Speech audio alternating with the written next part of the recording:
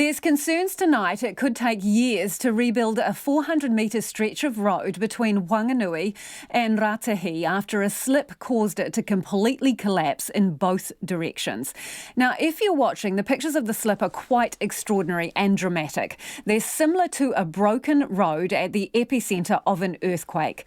The Paraparas on State Highway 4 are now closed from south of Raetihi to the Field Tracks intersection for the foreseeable future.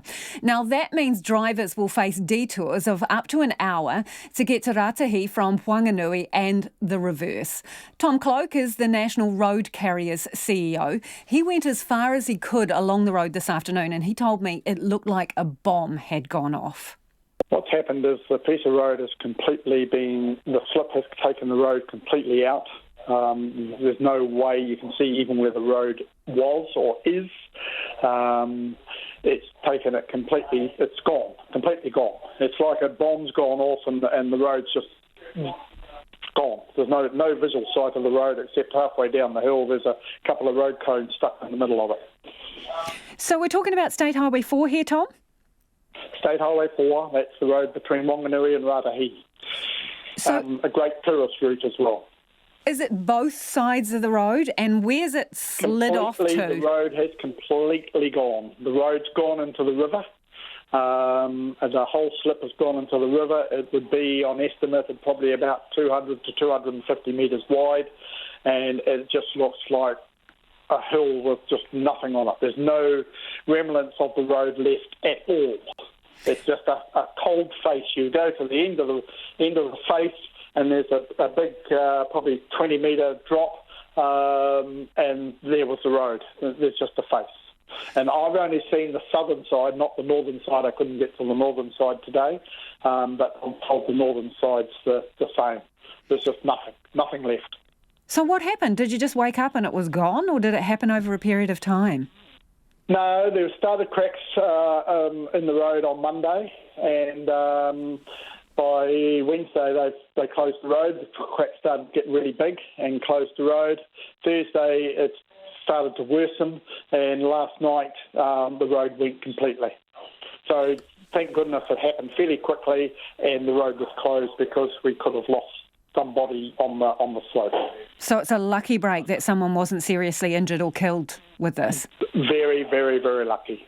And unfortunately the fix is going to be a long time, so that's going to have a huge economic impact into the Whanganui-Raetihi King Country area. Huge impact. And not only that, it's the quickest link for medical and emergencies, so to get round it for heavy vehicles especially is another hour, and they've got a light vehicle track which they call Fields Track, only suitable really for light vehicles, but today there's not many of those people using that track, so I would imagine that most people are using State Highway 1. Okay, so for people who are unfamiliar, this road, State Highway 4, goes from Whanganui up to Whanganui, right? So Raetihi, goes to Raetihi. Yeah, and how many trucks would be on there of a day? Look, I don't know. It is a service centre. It is a service route, and there's a lot servicing that rural community, plus some coming servicing from the north to the south as well into Whanganui. So the economic impact to service that area now is going to be huge, and it's going to be huge going forward because there's really nothing suitable to a short alternative route. Is this another Manawatu Gorge situation we've got on our hands then? I wouldn't like to go that far. There's going to have to be looked at a lot of options, and my gut feeling is that where the road is at the moment, I don't believe it's repairable. So there'll have to be probably an alternative option to bypass it. So you don't think they can just patch or rebuild the section that's gone west, that they'll have to reroute the road around that part? I've seen a lot of slips in my time and been on a lot of these type of experiences over the years, and I think this is probably one of the worst I've seen. You say you reckon it's going to take a bit of time to get it done. What do you reckon? How long? I'm not prepared to put a figure on, but let's say we'll be talking not months. We won't be talking months. So weeks to get it fixed, you think, or many months? We'll probably start using that word years. Wow. What's that going to mean for the communities there? That's going to have a huge economic impact. And even, families getting their children to school. It's now another hour plus to get them to school where they were sort of 20 minutes away.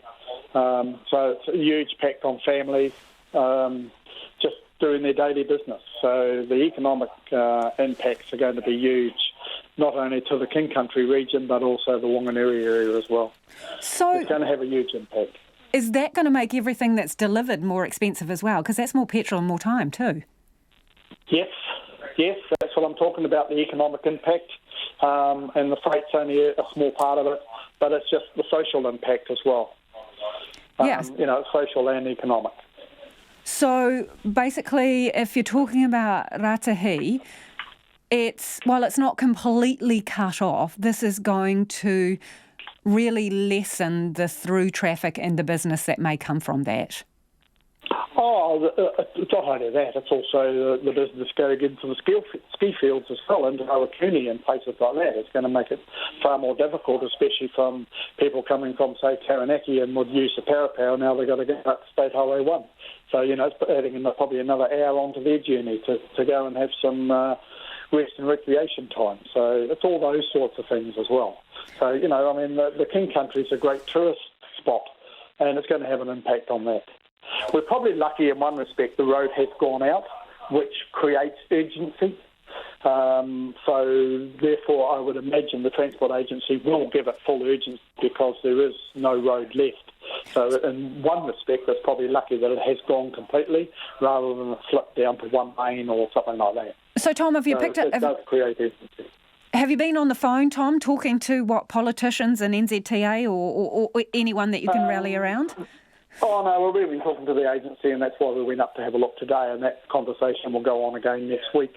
And we're just hopeful especially the politicians in the King Country and in Whanganui will do some decent lobbying for their constituents, because they need to. Now's the time to stand up and be counted. Tom Cloke there, and those pictures of the road, we'll put them up on our Checkpoint Facebook page and also the RNZ website.